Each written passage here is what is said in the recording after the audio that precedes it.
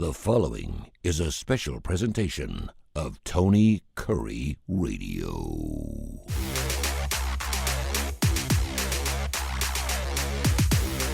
Welcome back to K4Wins, K4Wins.com. Go to our website, check out all of our plays. It's free, and of course, you get everything we played for so far. Kai, tell us how we've done so far up to the bowl season, then we'll get right after it. Last week we went 24-9-3.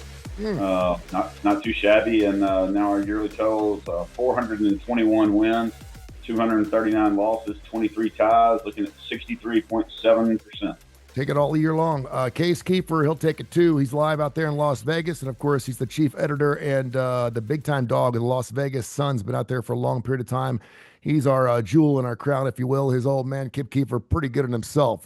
Can pick a ball game with the best of them. He, of course, the executive director of the Birmingham Racecourse Casino. He joins us in the top left-hand side, and Kai Gregory, who's been playing both sides for quite some time. Has been to Vegas a few times, probably more times than I have actually been out there. I worked for ESPN, did some sports radio as well. So we have four guys that kind of know what we're talking about. Penn State, Boise State, Texas, Arizona State, Ohio State, Oregon, Notre Dame, Georgia. Before we dive into some games before that, and we're recording the show here on the 30th, we got an early ball game today with Iowa and Missouri, but we got a bunch of games between now and then. Anything jumping out in Las Vegas style? Well, I was going to ask you, I asked you the last time we did a show a couple days ago, if you saw any of these lines moving. Nothing's really jogged either way, huh? Oh, I mean, since the last show, we've definitely seen some movement. And, you know, there's no magic elixir. It doesn't necessarily mean anything. I mean, when we did this before the first round, I was so confused because I love Notre Dame and all the money was coming in on Indiana. I still won. But, you know, if you've watched our show, you know I am really tied into these market moves. And I think as time goes by, that's going to determine if you win or not, if you're on the right move with them. And I'm feeling a little more confident now after the moves. I feel like most of the sides I like, I'm getting some market agreement. Seems like the stronger money's on the sides I was like. I'd say the biggest sharp move we've gotten so far. Unfortunately, I don't really think this is actionable anymore, but hopefully you watch the starting lineup with Kip, because I said on that show, Arizona State plus 14 was just too much for me. And I've been Texas number one. I've been picking Texas every single week. But this happens a lot where the market kind of catches up to how good you think a team was. And sometimes Saturday, I think into early Sunday, we just saw a flood of Arizona State money coming in. Now the book's taking the biggest bets. The market making books now are at like 11.5. And I couldn't bet them at 11.5. I'd still be shocked if Texas lost this game. But yeah, certainly at Arizona State plus 14, we found the buy point for that team. So I'd say that was the bigger one, the biggest one. Some money on Iowa this morning. I don't know if this will run in time since you mentioned that game. Makes sense to me. I bet Missouri early. Unfortunately, I thought we were going to be stuck with Jackson Stratton again, the walk-on, who I was betting against all the time at the end of the year. I think on this show I said one of my biggest bets of the year was Nebraska plus 6 against Iowa. And that goes to show it pays to get the right numbers. I think it closed 3, and I think it landed 3. I remember some people disagreeing with me. Not that I carry a grudge or anything, but Nebraska plus 6, that cash. So yeah, but a lot of Iowa money now. I'm on a bad number with Missouri. We'll see how that goes today. The other games, just real quickly, since we're talking news, Oregon, Ohio State, still haven't really seen much. Ohio State took the money at first, so you'd have to say they're probably the more market side, but I mean, nothing since the open. It'll be interesting to see what happens there. Penn State's taken a little bit of money. I'd say this one's been the least of the four, but certainly I think the professional money more on the Penn State side. And again, I want to preface this. I even hate saying stuff like this because people hear it and they're like, oh, wow, this is like free money. This tells you everything. It doesn't necessarily mean everything. Sometimes the public wins. Sometimes the sharp guys lose. Just look at the NFL the last 3 weeks. Every public side's winning. Guys that are doing this for a living and doing it seriously are getting killed. But to me, the Notre Dame-Georgia game really sets up as a pros versus Joes game. You look at kind of the more recreational books, the ones that are catering to, the 80% of bettors. They got as high as Georgia minus 2.5 during the week this week. It seems like the sentiment's overwhelmingly on Georgia. But if you go to the books taking the biggest bets, taking the biggest money, they never got more than like Georgia minus 1. I think, the guys I've talked to that do this professionally and stuff, I think the bigger money is on Notre Dame. More tickets are on Georgia. That gives me a little confidence because I like Notre Dame quite a bit in this game. I've kind of talked myself into it over the time. But again, doesn't mean anything. sometimes the public wins too. Sure. But I think this is a pros versus Joes game. Notre Dame. But it does mean something because you like it, and that's what we want to hear about, man. That Iowa-Missouri game, very interesting this morning. In that Missouri, of course, Luther Burden's out, starting wide receivers out, tight ends out. And Iowa just loves to muck up games at over under 40.5. You know how I feel about college football games in the 40s. I would take the under in that game all year long. Iowa's probably one of the worst teams to ever watch if you're looking for offense. You're talking about Notre Dame and Georgia, and I did a little more digging too because no one's talking about Notre Dame. You are, and of course, out in Vegas, they're doing the best regular season defense efficiency on the year. Ohio State number 1, Oregon number 2, and Notre Dame sitting there number 3. No one's talking about Notre Dame's defense. We are. And I think there's a reason why a lot of people are thinking, listen, is Gunnar Stockton. Everyone keeps telling me that Gunnar Stockton is actually a play up from Carson. And I'm having a hard time believing that. I'm like, there's no way in hell. I mean, Carson Beck's banged up, but I don't think Gunnar Stockton is a play up. I don't think he's a better quarterback against Notre Dame for that. And I think a lot of reasons, a lot of people think because Notre Dame's defense is so good, I think they're going to be playing against. So let's go to Kip. Kip, real quick. Those 4 games, interesting. And your son just went through a plethora of different things. What's sticking out to you in those playoff games? Our next round coming up in just a couple days. I think the lines are right, which makes it really difficult. Case and I taped, of course, the starting lineup in Las Vegas side by side. We went all 4 directions and 4 different directions in terms of what to do with the point spreads. I don't think we really diametrically disagree on who's probably going to win the games, but I just, I can't get past. I don't think Penn State's offense is dynamic at all. I think they do what they need to do offensively to win games. Their defense is solid. They play, I just think they're kind of a bland team. I think Boise State is a team that, on paper should not be able to play with these guys, but the line I have is 11.5. I don't know if it's changed from that that's right. or to 12, but that's double digits on a team that's lost 1 game this year, and that was by 3 points to the number 1 team in the whole tournament in their stadium. Case and I agreed the other day on TV that Oregon got off to kind of a bad start this year. I think they played Portland State in their first game, didn't really look very good. Their first couple of outings, including the Boise State game, where they won 37-34. That's kind of sticking in my mind. That's the one time, and the 2 games with UNLV, who I think was a really legitimate team this year, and they beat them both times. They've got Ashton Jenney, who might be stifled by playing a real defense here. But I just, as much as I know Penn State is the better team, I just can't see myself giving double-digit points in this game. So I'm going that way. I think Texas has too many weapons for Arizona. I think Arizona State, who was picked last in the Big 12 by the media in Las Vegas at their media days, they have overachieved all year. They've done almost all of their damage in the state of Arizona. I just don't think they're for real. I think they turn into a pumpkin at midnight, although the game's at noon on Wednesday. I like the Longhorns here. The game probably will hang around that 10-12 range. That's how Texas typically plays, but I think Texas puts them away at the end, kind of like they did Clemson. So I'm willing to cough up the points there. Ohio State, Oregon. If Ohio State takes 1/5 of the passion and the drive and the determination they had against Tennessee, that was a buzzsaw Tennessee walked into. That was such an emotional cauldron after they fell on their face against Michigan and basically publicly humiliated themselves. They'd have to live with that for a couple weeks. I said here last week on the show that I think Tennessee's going to pay for Ohio State's misery, and that's exactly what happened. I don't know if they take that to Pasadena. I think Oregon might be top to bottom a more efficient team, although Ohio State has the better roster. But if Ohio State even plays 25% of how they did against Tennessee, I think they win this game. And Georgia, I'm not saying Gunnar Stockton is a better option than Carson Beck. That would be ridiculous. But Gunnar Stockton introduces a whole different dynamic to the Georgia offense that Gunnar Stockton did, or that Carson Beck didn't have. And if you watch last night's game in the NFL between the Redskins, old habits die hard, the Commanders, between the Commanders and the Falcons, Jaden Daniels won that game by himself. if you've got a guy that's that dynamic, that can do that kind of things with his legs, it's impossible for a defense to stop you, the other team. The Falcons were a better team, but Daniels alone won that game. And I think Gunnar Stockton brings that kind of dynamic to Georgia, where it's going to be really tough to play defense against them. I don't think the Notre Dame offense is going to have a lot of success against the Georgia defense. I think Georgia wins the game. I think they're a better team, and I think they have more pedigree.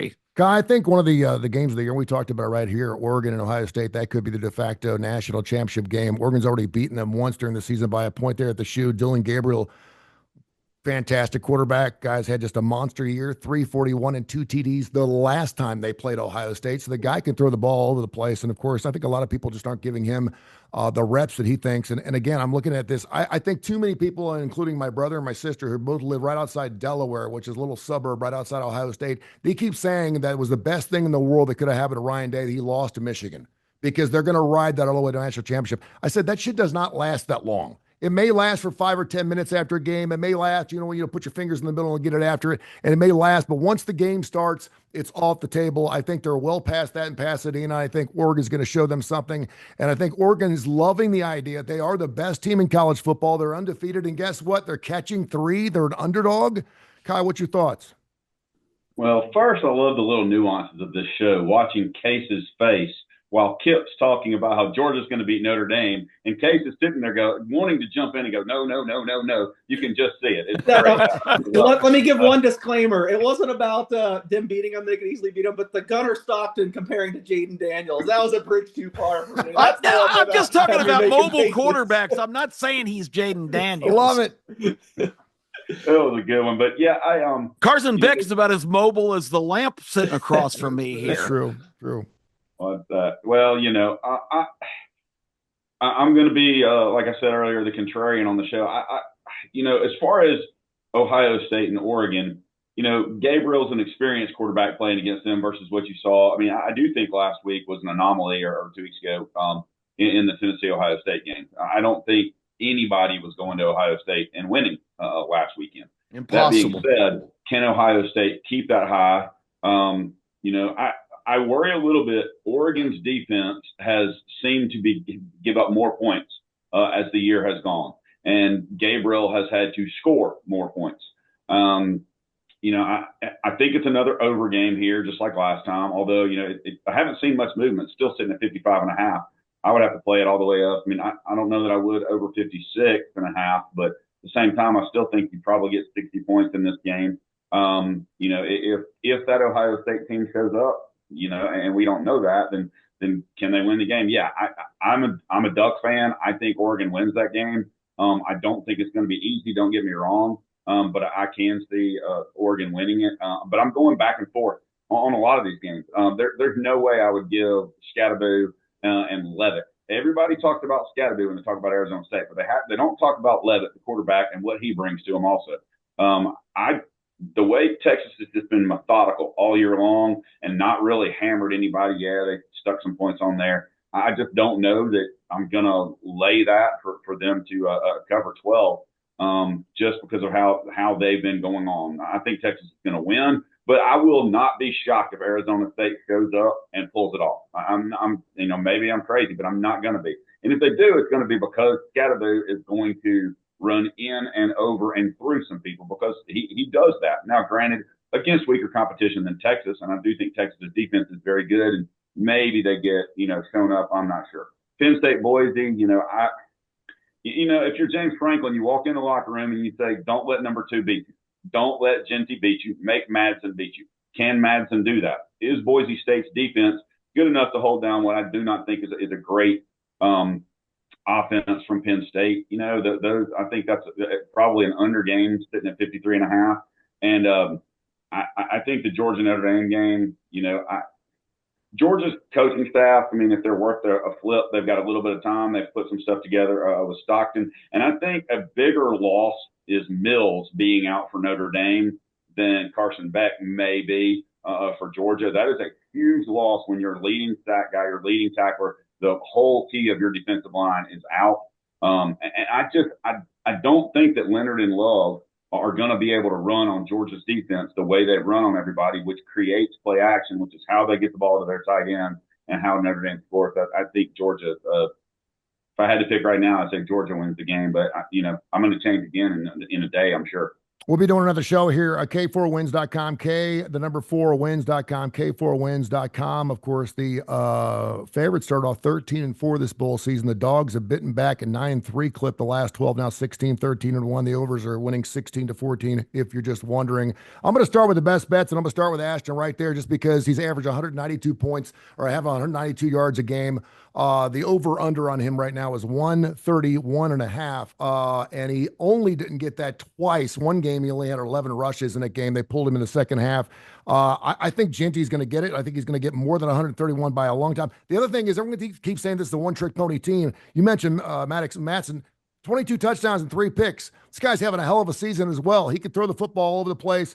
We looked about some of the running backs that have played against this wonderful Penn State defense, one of the greatest rush defenses we've had all year long. SMU, of course, rushed 58 yards on 36 attempts, but they do not count the 6 sacks that were actually part of that as well. And Brashard Smith alone went 18 rushes and 62 yards in that particular game. So I'm going to take Ashton Genty over the 131.5. I love that. South Carolina, I think, is peaking just at the right time. They had a great shot at getting into the playoffs. Not even a great shot, but certainly a shot, something they can sell to the recruits saying, listen, we came really, really close, guys. They're going to have a really good showing. I think on the other side, I think Illinois is done. I think they're peaking the other direction. I'm going to take South Carolina. I love it. -9, -10, maybe not so much. I mentioned Iowa plus the 2 if you can get on it. And then I'm going to take the Oregon Ducks, the Ducks and the Bucks. I'm sitting here looking at it going, people, it's really hard to beat a team twice in a season. Well, we've seen teams beat teams 3 times in a season. If they're better, period. They're undefeated. They're not getting any respect. They're an underdog. They're the best team in college football. They're catching two. I think Dylan Gabriel's got a big chip on his shoulder. And I think Ohio State, I think they've got their one win. I think Ryan saved his job by getting that big win. He'll be coach next season. But if you're looking at coaches, do I take Dan Lanning or Ryan Day? I'm taking Lanning all day long. I'm taking the Oregon Ducks. I'm going to take them plus the 2.5 all day long. And then if I'm just looking at it, just because it's such a small line, I think Georgia, I think anytime I can get Georgia within 3 points either way, I may bet them from here until the time Kirby Smart lays it out. I just can't believe that line's that small. I get it, but is it really that big of a fall off when you give Kirby 3 weeks to prepare for a Notre Dame defense that is really, really good? So I'm kind of leaning Georgia. Let's go to Kip Kiefer. Kip, best bets. What you got? Well, as tough as the playoff games are, I do kind of like Alabama.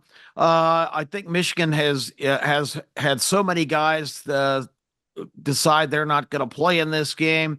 I don't think Michigan's offense, even if everybody showed up that's been even alumni the last few years, they're just not very good. Alabama's defense is kind of Jekyll and Hyde-ish at times, but I think overall they played pretty well down the stretch. Remember, the shocking loss at Oklahoma really was predicated on two interceptions, one a pick six, the other one run inside the 10-yard line. So it isn't like they had a big breakdown defensively. So I think they will completely stifle Michigan. So that means the offense and Jalen Milroe only needs to put up a couple of scores to cover this. I think Alabama wins this comfortably, like 28-3 or 28-6. Roll Tide in the bowl game in Tampa. My best bet of the early part of the week.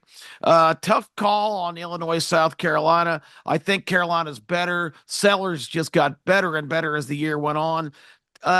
Double-digit points in these bowl games makes me a little uncomfortable, so I don't know about that.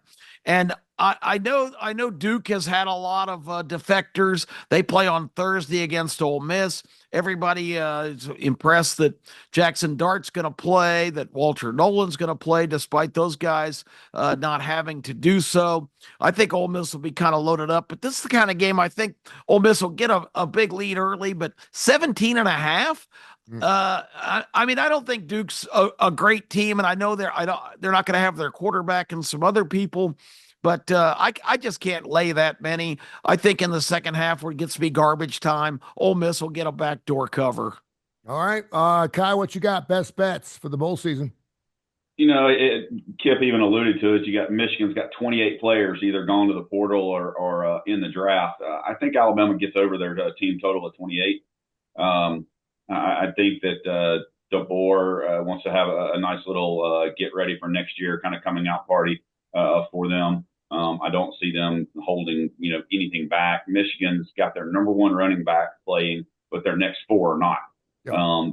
If their running back goes out, their number two running back that's coming in is somebody that was redshirting and hasn't played all year. So,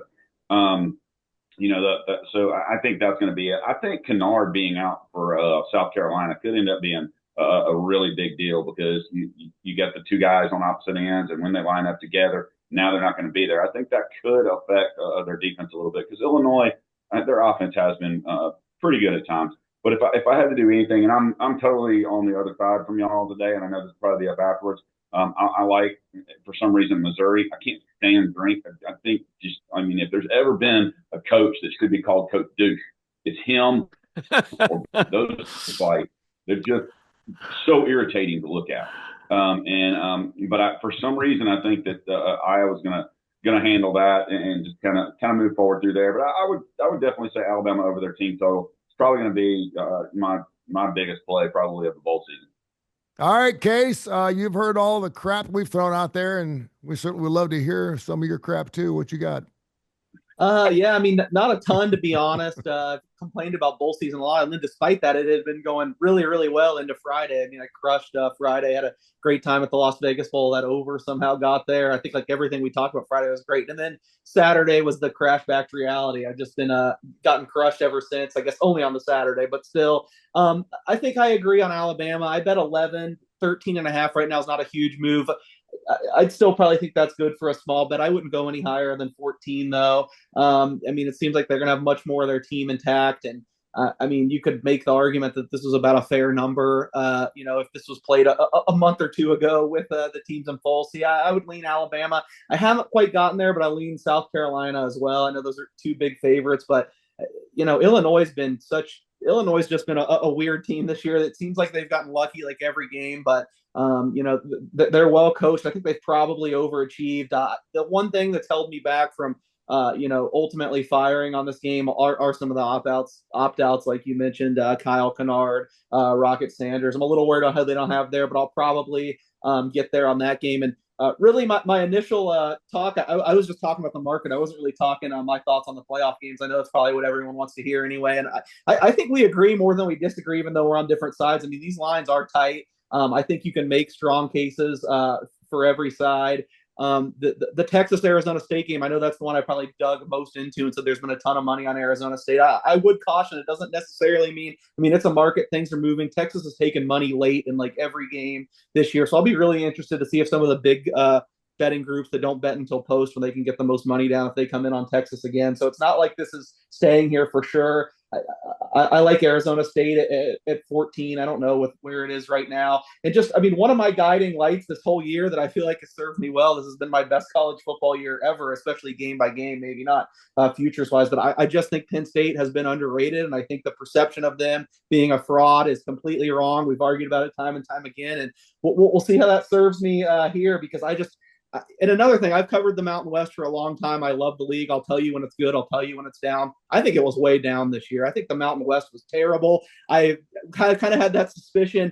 I think bowl season adds to it. The third and fourth best teams got beaten up by Matt. I guess I can't say Fresno State got beaten up. They deserved to win that game. But, Colorado State completely got destroyed by a MAC team. Fresno lost to a MAC team. I do think UNLV was a good team. I think Boise is good, but it's not like they were running over the Mountain West. They had a struggle at Nevada, Reno. They had a struggle at Wyoming.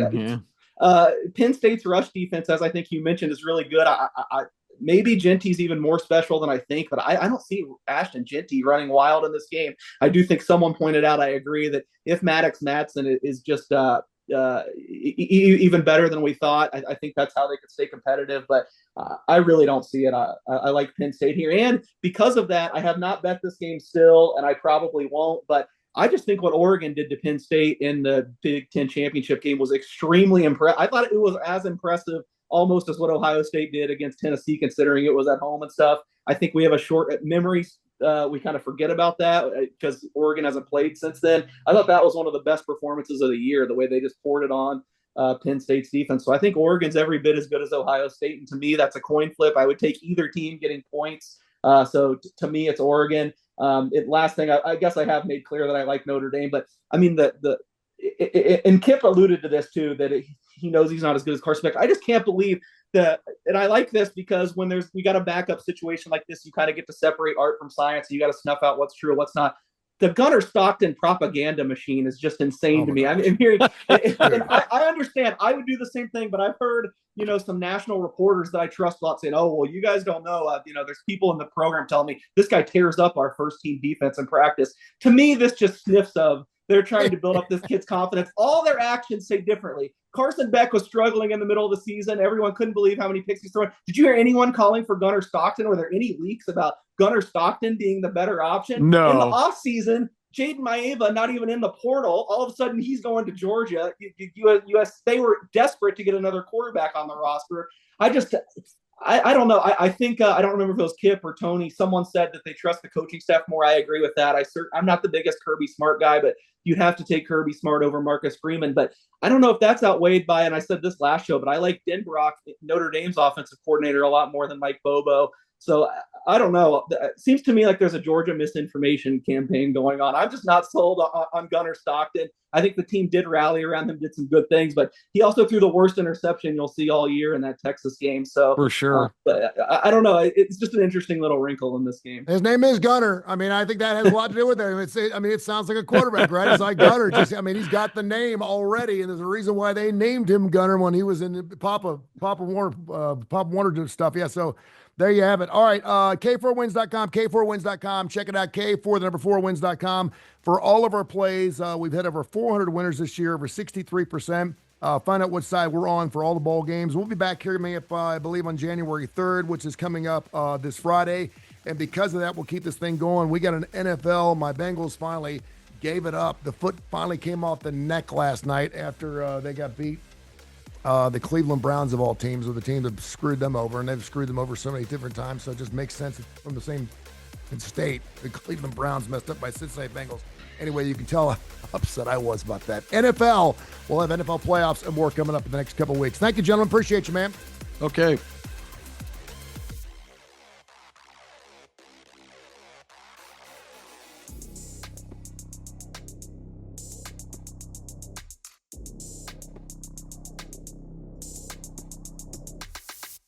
This has been a special presentation of Tony Kurre Radio.